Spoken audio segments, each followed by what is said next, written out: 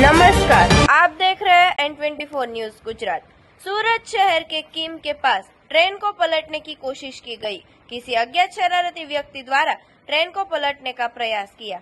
Rail पटरियों की fish प्लेटें खुली हुई पाई गई। अज्ञात व्यक्ति ने अप ट्रैक की फिश प्लेट और चाबी खोलकर अप ट्रैक पर रख दी। घटना की जानकारी रेलवे अधिकारियों को हुई तो ट्रेन सेवाएं रोक दी गई। रेलवे द्वारा ट्रैक की फिश प्लेट लगाकर रेल परिचालन फिर से शुरू किया गया। पूरी घटना के बाद रेलवे विभाग दौड़ पड़ा।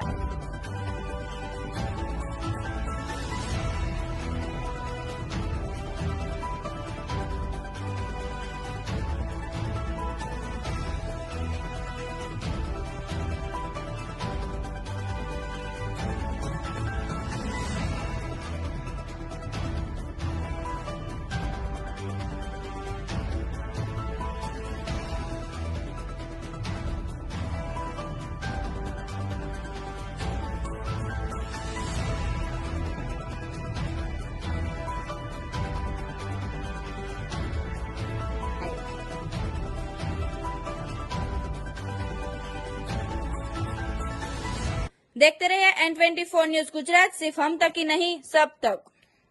देखते रहिए N24 न्यूज गुजरात, सिर्फ हम तक ही नहीं सब तक।